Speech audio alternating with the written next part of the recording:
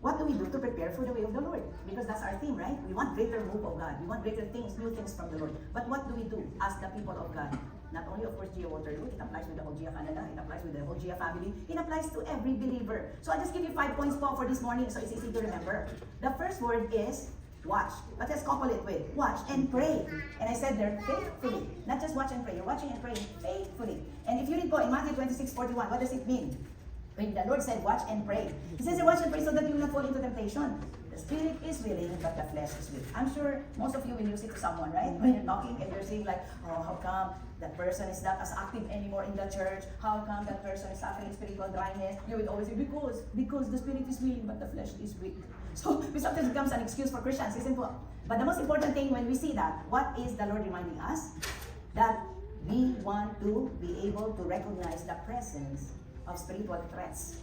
Remember, the moment you become a Christian, you're already a target by the enemy. True po ba? Amen. True po ba? Sino dito ang tina-target ng enemy? Sama ako sa'yo. I'll join you if you haven't been targeted by the enemy, right? But all of us know that the moment you profess that you are a believer and a follower of Christ, the enemy is right there. Amen po? Running after you. How do we describe the enemy? He's like a roaring lion waiting for his prey. So the question is, are you gonna be his prey or not? Are you gonna be gullible? O, Tagalogin natin. T-A-N-G ka ba? Kasi alam mo, nandun na ang kalaban right? Because the Bible says so. Hey, the moment you accept the Lord Jesus Christ, the enemy is right up there, right? Right on your face. Because He doesn't want people to know the Lord. Amen po ba? So if it is a given, what do? Wise ka dapat. Tama ba? We have to be wise when we know the enemy is right there. Now, if you notice po, historically, ancient Israel and Roman cultures divided the night into specific time periods called watches. Kaya nga may morning watch, may middle watch, right kind of thing. And of course, even in Gia, do you know that you are part of a 24-hour prayer cycle? Sino po? I need confession right now. Who among you believe that when you do your prayer night, you're part of the whole Gia family praying 24 hours a day? Right? So sometimes when we think like, oh, anyway, I'll be present in the Sunday service, but I think the Monday night or the prayer night, whatever day it is, we say, maybe I can skip that. We used to have that kind of thinking as if prayer night is not as important as the Sunday service. That's why Sunday service, you try to prepare, you try to reserve it, no conflict, no appointments. I will reserve it, this is the day of the Lord, but as if the prayer night is not a day of the Lord, a night of the Lord. Please, we encourage the church po to pray together. It happened po even in Edmonton. We used to have it that the prayer night is just Zoom. Because it's so hard, right? And we're assigned Monday night. Hey, you were just in church. And sometimes just in the morning service, you continue on their meetings, their church discipleship, as if you're already so many hours in church on a particular Sunday. And then Monday night, you're gonna come back to church again. Of course, in Canada, we have what? Winter time, right? So it's so difficult. You have a lot of excuses you can use. But then somehow the Lord convicted us. Why is it that in winter time, on Sunday, you're not excused to be present? Physically. Tama po ba? Even you yourself would say, oh, never mind. Unless there was a winter storm. I know we canceled one time, right? The Ontario family canceled the service because of a snowstorm or something. But even it's winter time, how many months are you gonna tell me in winter time? So there's 3 months of winter, you're not gonna show up at all? You yourself will say, I think I cannot do that. So even someone said, if on a Sunday in winter time you can be at church, why couldn't we be in the Monday prayer night in person? In person. No excuse, right? And then we started a few, and then it continues to grow, and then we have it hybrid po with some people who really couldn't afford to come to church on a Monday night, especially the senior citizens, they're connected via Zoom. But as a group of a handful of people continue to be faithful, because they're supposed to be the watchmen, the prayer warriors are the watchmen of the church, they continue to gather on Monday night. Before you know it po, ang average namin 40 plus in person. Plus, if you will add those in Zoom, it's like 65, something like that po. So we were just amazed too. So, as Ate Mabel had mentioned po, your Pastora Mabel had mentioned, if you really want to be counted in the kingdom of God, you have to be fat. No weighing scale needed. Hallelujah. You are fat without no weighing scale needed, okay, to measure. As long as you're being faithful, available, and teachable. They have to all go together, okay? So, now let's see po. Why is it important? As I said, believers are called to be spiritual watchmen, interceding and praying for their communities, families, and nations. Amen po? Especially if what we want is that the divine destiny of Gia Waterloo will not be diverted, destroyed, hindered by the enemy. We have to stand as watchmen in the gates. Can you imagine po in a church, how many gates there would be? That the enemy is always trying to find an entry point. Amen po ba? So very important that we know how to watch and pray. And I have a quote here po, which says, because in Luke 18:1 it says, and he told them a parable to the effect that they ought always to pray and not lose heart. I like our song po. I will live, I will not die. When you're singing that song, be careful. Amen po? Be careful. When you said, I will, you're making a choice, you're making a decision. I will live, I will not die. Don't die spiritually when you're still alive here physically on earth. Amen po ba? Is keeping watch over ourselves. We're not just watching about the church, we're actually watching ourselves po how we react to certain things. As we said, already the enemy is already right there, trying to hinder you, trying to pull you down, trying to discourage you. Ang dali pong mag-quit eh. Tama po ba? Ang dali pong mag-quit. When you see the problems and the testings, the easy way out is to walk away. Tama po ba? How many of you, when you think like, I've had enough, it's too much, I have to take care of myself, I have to take care of my health, I have to balance my life. Okay, God, you're out. Ganun po ba tayo? God ba una out? Dapat po, ang God ang natitira, right? The Lord will remain in you regardless. Amen po? Amen. So, it says there, in Luke 18:1, do not lose heart. Meaning to say, anak, sa Tagalog, huwag ka mo nang mamatay kung buhay ka pa. Amen po ba? Huwag mo na i-confess na, I'm dying. O, di ba may ganun dialogue po? There's a dialogue like that eh. Ano tawag doon? Masyadong ka-exage. Masyadong exage, sabi ng mga youth. Di ba? I'm dying. Yung pala naman, nasa lubsob lang, I'm dying. O, wag ang napinusin. May sliver lang. There's only a sliver on that finger, and yet the person is already saying, I'm dying of pain. Wow, it's only a sliver. You remove it. If Satan is putting a sliver, then remove it. You have a choice, you have a decision. You can make for yourself. Amen po. Persistent prayer is equivalent to faith. The more you are persistently praying po, your faith increases. Amen po ba? So watch and pray means to stay wide awake. I'm sorry po, I have big eyes really. I know that. But when you are spiritual po, all the more you have to have big, wide, spiritual eyes open all the time. Amen po ba? Because when you watch and pray, it means to stay wide awake and refrain from spiritual drowsiness. Wag kang anong tawag sa drowsiness? Nahihilo, whatever, right? Huwag kang mahilo, huwag kang malito, huwag kang manghina, right? Yung mga Tagalog ng drowsiness. Spiritual drowsiness daw. Don't be a victim to that. Amen po ba? So kailangan alert ka, awake ka. Lakihan ng spiritual eyes. Amen po ba? Di bali, kakampi po si Mickey Mouse, di ba? Kasi daw nung unang dinrolling si Mickey Mouse, Tagalog talaga. Nung unang dinrolling si Mickey Mouse, mali daw ang mata, hindi naging successful. Nilakihan ng mata ni Mickey Mouse, naging popular. O di ba kaya tayo po mga Kristiyano? Because Mickey Mouse has big eyes and became popular, for us Christians, we have to always have wide, awake, alert, spiritual eyes po. Amen? So that we will not fall into temptation. Now, J. Waterloo, watch and pray that we are aware of the bait of Satan. See, the difficult thing is, yes, we understand more that we have so many ways that the enemy can use in the world, right? The pleasures of this world, the wealth of this world, right? Sometimes we lose focus because there's so much that the world can throw at us. But the question is, when we are in a relationship as brothers and sisters in the Lord, the worst thing that could happen is we fall to the bait of Satan. You know that, right? There's a book about that. And what is the bait of Satan? What is the bait of Satan among believers? Offense. Offense. And when you talk about offense, the person who offended doesn't even have a clue that you got offended. But the person who got offended is already trying to be bitter, trying to resent, trying to be angry. Because the enemy will use that kind of feeling po, right? He capitalized on the wrong emotion. And then he can build on it. And before you know it, it is the church of God that is suffering. So I pray, G.O. Waterloo region, please be discerning and never, never allow that the offense coming from the enemy will divide us. And we will not be able to reach whatever the Lord's divine plan and destiny for each one of us. And I'm addressing, I know we have pastors here from all over Ontario. Please never fall into that. I wish we can say po, that you can tell to God honestly, Lord, even if you cut my heart, there's nothing there that other people will find that I am intentionally crashing you down or putting you down or destroying you. I hope we can say that honestly to our God. Because when you are offended, the person who offended you doesn't even have a clue. So how do we deal with it po? Face it head on. Face it head on. We are supposed to be courageous Christians. Amen ba? Meron tayong courageous faith. If you have the love of the Lord in you, you should not hesitate. Amen po ba? You should not hesitate. There should be openness and honesty among the family of God. Do you agree po? Because even in your own biological family, you're not gonna say, layas na lang ako nanay, galit ako sa'yo nanay. Tatay, magre-rebelde ko na layas na lang ako. Di ba madalas po yun? Remember in the Filipino family, we have that culture that sometimes when you're gonna stand the heat in the family, it's like, okay, I'm leaving the house. You know what I mean? As if that's the best solution. No. When you have a problem po, you face it head on. Because otherwise, the enemy comes in between. Right? The enemy will be there destroying you, destroying the relationship, dividing the church, dividing the very purpose that the Lord has called all of us to be in this church family. Amen po ba? So I pray po that we will not allow the enemy to use that. That's why it says in Matthew 24:42, therefore, he says, keep watch because you do not know on what day your Lord will come. Do you want the Lord will come and you're still angry? You're still resenting your brother, you're still bitter against your neighbor or your family member, especially your family member in that church? I say, honestly po, you will be open and honest before the Lord. Naked we came to this world, naked we will go back to the Lord. So why couldn't we be naked? When you say honest, open, the Lord cannot see anything there that is not designed by the Lord for us. Amen po? So, can you tell your seatmate, let us watch and pray together. Let us watch and pray together. Amen. You will encourage one another. If somebody said, falling asleep, spiritually, you say, let us watch and pray together. Because you're supposed to be the watchmen of the house of God. Amen po. Second point, anticipate. Anticipate joyfully. Why is it that joyfully? When you're expecting something, aren't you excited? How Look do at the we younger prepare people. the way? The Sunday school kids. If you promise the mom or dad, we promise I'm gonna buy you lollipop when I come home from grocery. The kid, oh my darling, cannot wait. When is the mom coming home? I'm waiting for my lollipop, right? You're excited, but you're happy, excited. You know what I mean? So it should be the same with us Christians.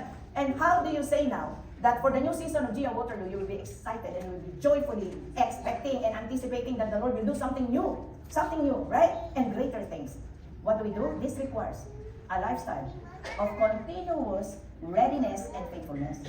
You're always ready because we're anticipating, you know something will happen. When something great will happen, you are excited about it po. Amen? Wow. Are you excited, Gia Waterloo, for the new things the Lord will do in your midst? Oh, louder. Sabi nung ano dun, may measure earlier. Louder than that, are you excited for the new things the Lord will do in Gia Waterloo? Right? And why can we be so excited? Because the anticipation is anchored in the person and character of our God. Not because of you. You're not the boss. You're not the star of the show. It's because your expectation, your anticipation is anchored in the character of God. Which means your God can do it. And your God will faithfully do it. Amen po ba? Because everything He promised in the Bible, He can do it. Amen po? So that we anchor our assurance. Amen po. So if you notice here po, here's the good thing. We have so many Bible verses. We cannot put all possible promises of the Lord. But I just want you to focus on Philippians 1:6 po. Our assurance, why we can say we can anticipate joyfully, because the Lord said, I am sure of this, that He who began a good work in me will be able to complete it in the day of the Lord. Amen po ba? Until the day of Jesus Christ. So if you know you have that guarantee, you have that assurance, yes, you can tell your seatmate, let us anticipate joyfully. Louder po. Seatmate ka.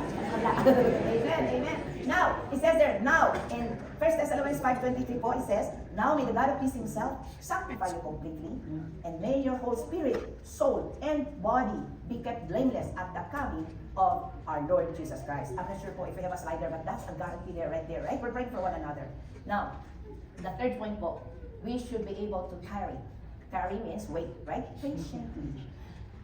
Ano sabi na? Patience is, again, the other one, patience is, may isa pa para ano, di ba? Parang, isa sa pain, ano, pagkabang, but the fruit is sweet, di ba po? Sabi daw, right? O, di ba? When you were able to experience po how to extend patience to someone. Now, the most popular verse po, right there, again, because we're in Isaiah 40:31. They that wait upon the Lord shall renew their strength. They shall mount up with wings like eagles. They shall run and not be weary. They shall walk and not faint. Teach me, Lord, to wait. Amen po, teach me, Lord. Kasi hindi natin, by nature, hindi tayo pasensyadong tao. Tama po ba? Why? We are in the day and age of instant. Everything instant microwave na. Di ba? Everything is microwavable. Instant noodles, instant rice, instant whatever, right? You can have your lunch right away, right? Those working, don't have time to prepare lunch. Buy something, instantly can be cooked in a microwave. Now, what's happening, that's why we don't have enough patience, because we want it done, quote-unquote, by the Lord, but in my own timeline. Right? You will even say, yes, I will let the Lord do it, but Lord, let it be on my timeline. And you want action now. How come people cannot wait? See how it says there, wait on the Lord. That's a different concept po. You are not just waiting because you're waiting for the answer from the Lord. That requires waiting, right? But waiting for the answer of your prayer is another thing when you just say, waiting on the Lord. Do you know what I'm saying po? Waiting on the Lord means to say, the Lord wants your attention, not because of the answer to your prayer. Amen po ba? Hindi ka nag-wait sa Lord because you just want to wait for the answer. But the Lord is saying, you wait upon me. You wait upon the Lord. When you wait upon the Lord, you're willing to sit at the feet of Jesus. You're willing to really get to know Him more. How He's really, His plan for you, what He's really thinking about you. And it's just the way you want to receive the answer that you are expecting. When it is your attitude, when the attitude is that way, what are you saying? Okay, God, I want this. Rubber stamp it. Approve. Right? You're not even giving the Lord His way. We should be actually waiting patiently because we want that the Lord's will and the Lord's way will happen upon your prayer request. Amen po ba?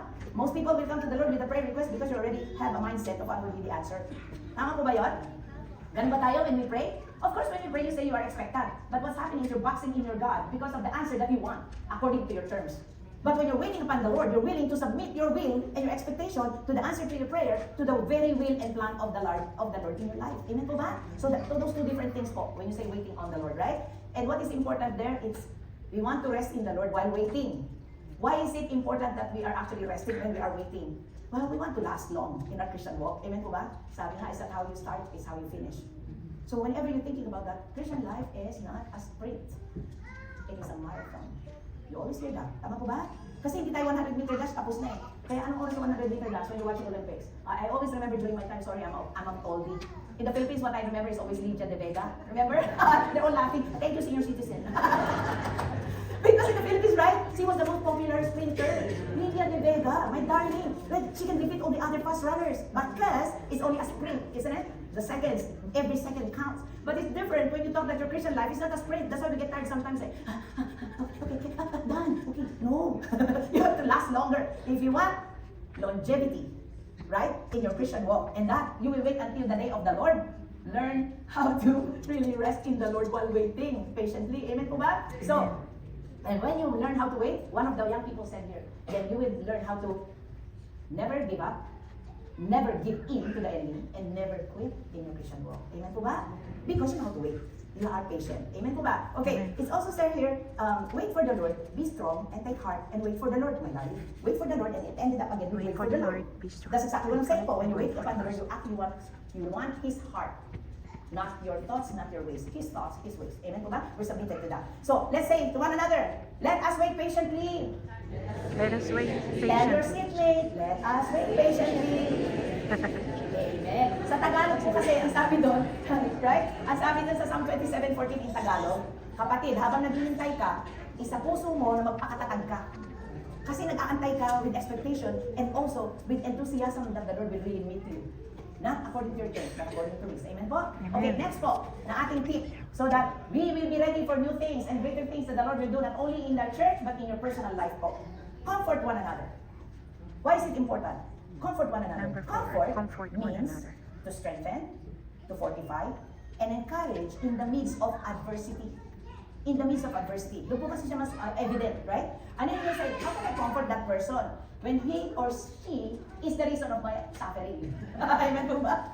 Tagalogin. Naman, sabi ni nanay, comfort one another. Kaya siya nga may dahilan, ba't ako kailangan ko ng comfort? Diba? Eh, paano naman gagawin ko, Lord? Oh, see? Then, what do we need to do? Now take note what the Word of God says. Before we reach the theme of Isaiah 40, of course, there Isaiah 39, actually 1 to 39, right? Chapters we're talking about. If you notice po, Isaiah 39 ended in announcing the coming Babylonian captivity, right? And then, that's such a bitter season for them. What? The very people will be restored so that you become whole again. Comfort. Amen po ba? My So meaning people the Lord say is their always son. balanced po. He never would leave us, of course, we know that already. If you notice, the tone shifts to being predominantly full of comfort and blessing, full of the glory of God in Isaiah chapter 40. Amen po ba? Now, if you talk about that, what do you mean by comfort? There are different ways the Lord will comfort us. I like this one po. Because when you speak comfort, you're actually speaking to the heart of the person. Imagine someone who lost a loved one. And you are there. You are the person who will comfort the person who lost a loved one. You cannot just say, recite and say words carelessly. You're actually speaking to the heart of that person, isn't it po? And that's the comfort that that person needs, right? But that's the way the Lord will do it. And sometimes our human love is very limited po. But yet, here is the assurance from the Lord. It's not on the slide. 2 Corinthians chapter 1 verse 3. If you can just take note of that, I'll read it to you po. Praise be to the God and Father of our Lord Jesus Christ, the Father of compassion and the God of all comfort. Brother, sister, when the time comes that you are really so down, discouraged, I don't know, you're losing hope maybe, to that point that you really run down and you just couldn't afford to get up on your own and you need a comfort. Please, turn to God. Amen po, the Father of all comfort. Because isn't it sometimes po, I experience that at times. I don't know if it happens to you. When I would say, no, nothing that you can say. I know you are my friends, you are my sisters, brothers in the Lord, but there's nothing you can say that can appease me. You know what I mean? So, my suggestion po, continue to build that relationship with the Lord, and you should be the one coming before the Lord and asking for comfort. You have to be honest with the Lord. I'm really down right now, Lord. I don't know what to do. I need to come before you. And then we can submit ourselves to the Lord. And then He can speak comfort to us. Amen po? Because He is the God of all comfort. May say whatever your definition of comfort is your God. Amen? For that, whatever definition. Now, the other comfort that the Lord tells us is because the warfare is done. The warfare is done. Remember we sang it? Right? Pushing back the darkness. All those confession of the songs, they're all about victory, isn't it po? So it's very important that we know the Lord will always comfort us because the warfare is done. We are already victorious. That's why we always say we are more than conquerors through Christ who loves us. Right? Tinapos na po ng Lord ang laban. Amen po ba? Can you believe that? Yes, at the cross. So how come we forget that? The older we get in our Christian walk, the more we forget our basic truth. Whenever you come to that point, go back. How did you become a Christian? What did you believe in? Where's your faith leading you at that time that you can totally surrender your life to the Lord? It's because you trust what He has done on the cross. Therefore, He is now giving us the freedom and the enjoyment of His victory. Amen po ba? So it's for us to see that in the spiritual eyes po and our spiritual understanding. Now, the other one po that we can say, the Lord's comfort is there because our sins were pardoned. Amen po ba? The Lord paid it all already. So every time po, something will happen in your life. And sometimes the enemy is there condemning you, accusing you, judging you. You always go back to the cross and say, my God has paid it all. Amen po? And then we are free in the Lord. Amen? Amen po. Now, I like this. When I was putting my notes down, I wrote it here. Comfort is to be recycled. Did you hear me po? Comfort is to be recycled. Why? Because if you continue po on the 2 Corinthians, is that there, I believe? I'm not sure if it's there written on the PowerPoint. 2 Corinthians, I said, right? Chapter 1, verse 3. Continue to verse 4. And it says like this. Praise be, remember, praise be to the God and Father of our Lord Jesus Christ, the Father of compassion and the God of all comfort, continuation, who comforts us in all our troubles so that we can comfort those in any trouble with comfort we ourselves have received from God. Kaya comfort is to be recycled po. When you have experienced the comfort of the Lord, when somebody now is suffering, is having a hard time, you can go over and comfort that person, right? With the same comfort that the Lord Jesus has given you. This is so interesting. If you go back to your Bible and read that, can you imagine? The word comfort is mentioned 4 times in 2 verses. 4 times in 2 verses. The word comfort is right there. So, 2 Corinthians po yan, chapter 1, verses 3 and 4. So, tell your seatmate, let us comfort one another. Make a commitment po. Let us comfort one another. Amen, amen. Tapos na tayong umiyak. Hallelujah. Right? How we wish we can say in our Christian walk, we will never cry. Because we can always look at the victory of the Lord in the cross. Tama po ba mga pastor? Hallelujah.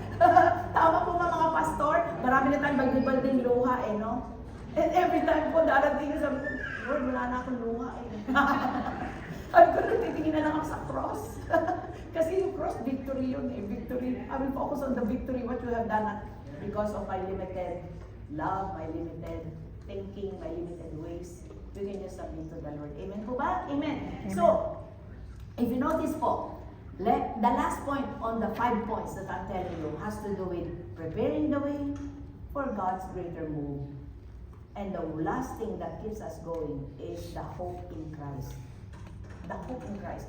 Because no matter how much we prepare, when we are preparing, we will never see what the Lord will do if we will not continue to stay there.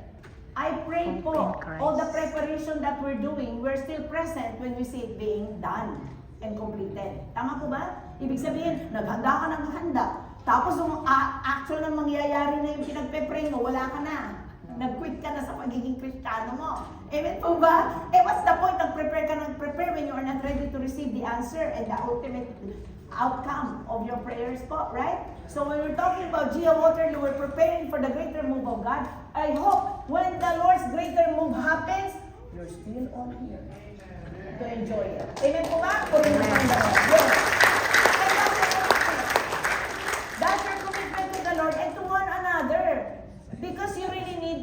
Father po. We have to work together in the kingdom of God. Amen po ba? No one person can do it. Now, if you notice po, it says hope in Christ. It's not a wishful thinking. Di ba? Sana. Minsan ganun tayo eh. Sana all. Mahilig nga kay sana all eh. O di ba? Mahilig kay sana all. Eh, hindi naman sana lang eh. It's not a wishful thinking. It's not also cross your finger kind of thing. Okay? Kind of thing. Mahilig sa mga youth na thing. Kaya thing na rin. Hindi yan cross your finger thing. Kind of thing. Ang important thing po ay meron tayong confidence. Right? Confidence in the Lord. Because hope in Christ is a confident, unwavering expectation and absolute trust in God's promises and character. The unchanging God, the unshakable God. Right? So doon po tayo naka-anchor. Amen po ba? So biblical hope not only desires something good for the future, it expects it to happen. And it not only expects it to happen, faith is the confidence that it will happen. So when if you notice po, as if hope and faith are always going together, right? When you have that kind of hope in the Lord, your faith is actually in there that it's gonna happen because the Lord can fulfill it for us. So if hope is the desire or wish for something to happen in the future, faith is the confident assurance and belief that it will happen. So look at Romans 15:13 po. May the God of hope fill you with all joy and peace as you trust in Him, so that you may overflow with hope by the power of the Holy Spirit. Amen po ba? You know, Corrie ten Boom, probably you're familiar with the author, right? The Hiding Place, right? Si Corrie ten Boom po was actually a survivor during the Jewish Holocaust, right? Because some are saying it's a myth. It is a real thing. It's a historical thing, right? When we went to Germany po, long time ago, we visited a consecration camp. Dachau, I think Dachau is the one in Germany because there one in Poland, And we were there. Of course, it's all flattened now, but there's just one sample of a barrack and there are lots of pictures. And we went to the actual place where the crematorium side, where the Jews were being really full to be like just taking a bath. You're gonna pass through this, and then before you know it, you're gonna pass through gas chamber, and then you're gonna go in the crematorium itself, right? In the oven, in the big oven. So it's so eerie. But you know what is said on that particular map? Something like, it will never happen again. Something to that effect po, ang tone, right? Somewhere in the, of course, may memorial, something like that. But for us Christians, when the enemy, sometimes the enemy can fool us, right po? Can deceive us.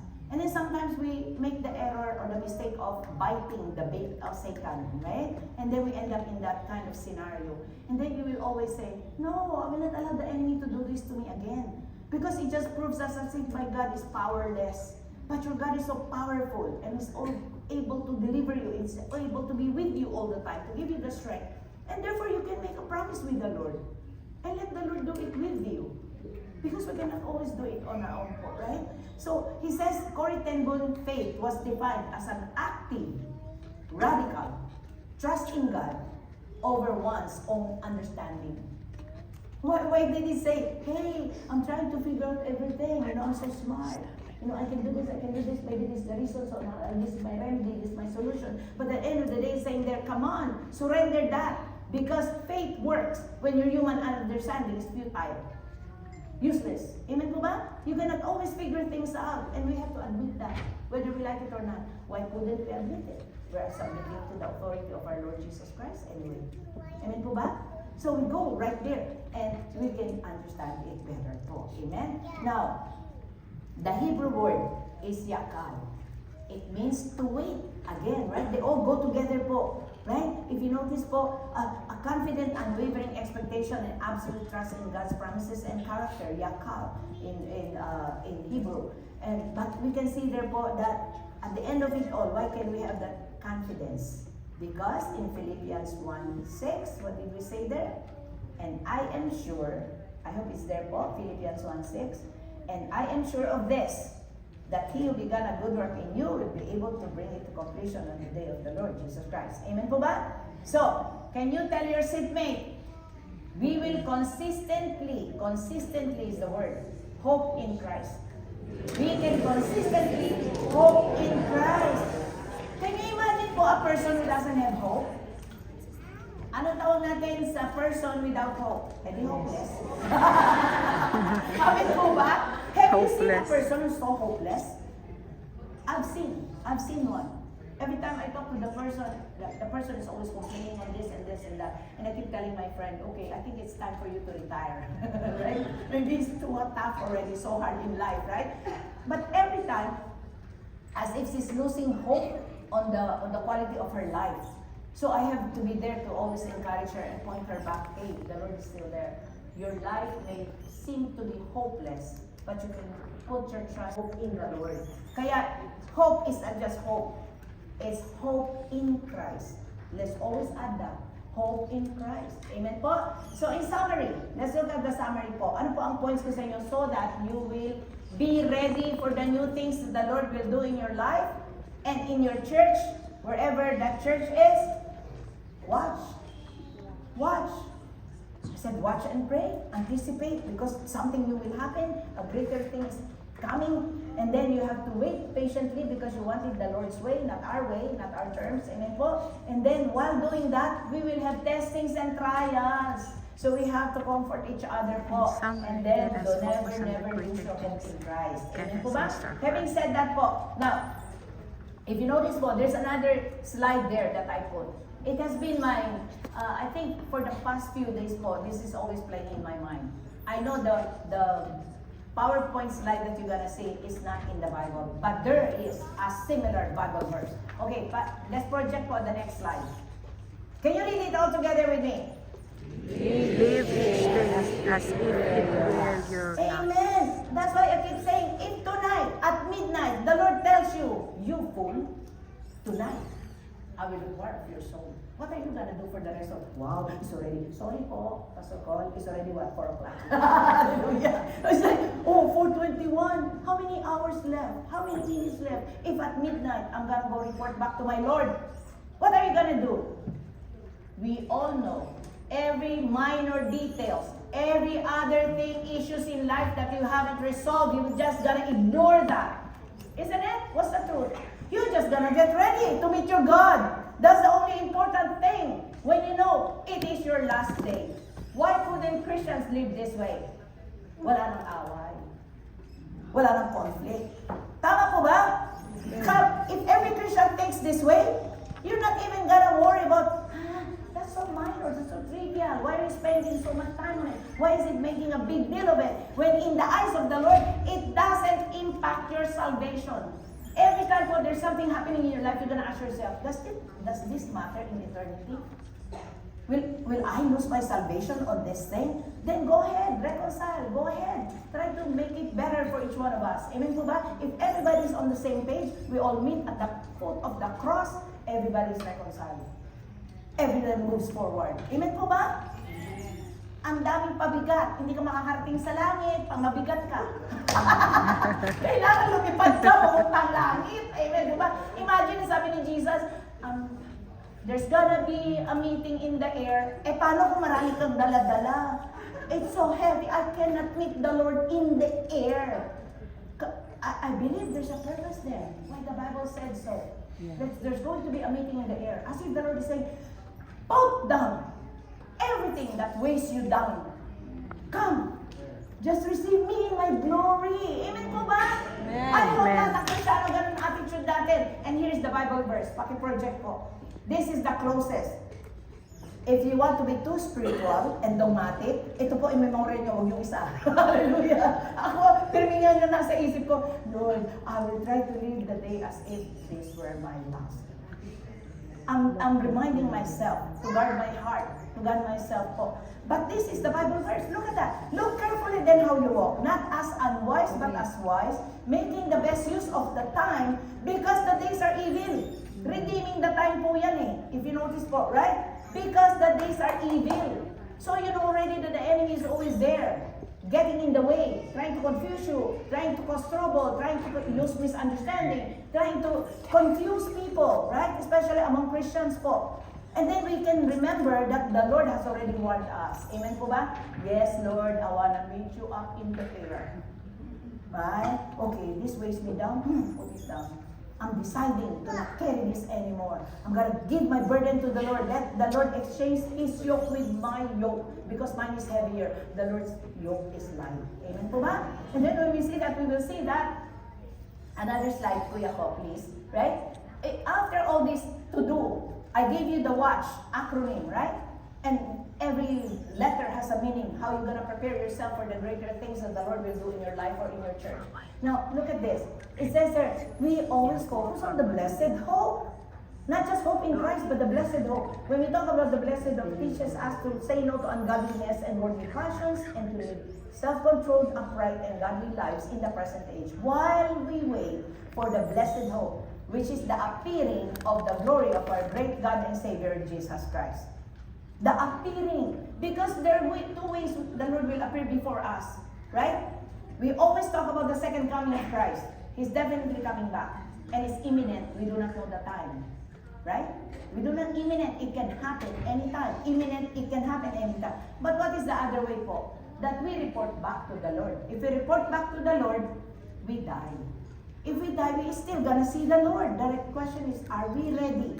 Amen po ba? So never forget the blessed hope. It relates to the glorious appearing of the Lord Jesus Christ, and it implies the fullness of blessing and happiness with our new incorruptible bodies. Yung pang-heaven. Amen po ba? So question again, are you ready, church, for the blessed hope? Amen. Are you ready for the blessed hope? Amen. Because that's what we should always have, and that should inspire us every day, every morning. When you say, this could be the day. This could be the day. The Lord is coming. And then you will program your day po properly. Amen po ba? Amen. You will only the things that matter to the Lord. So let's all stand up, please.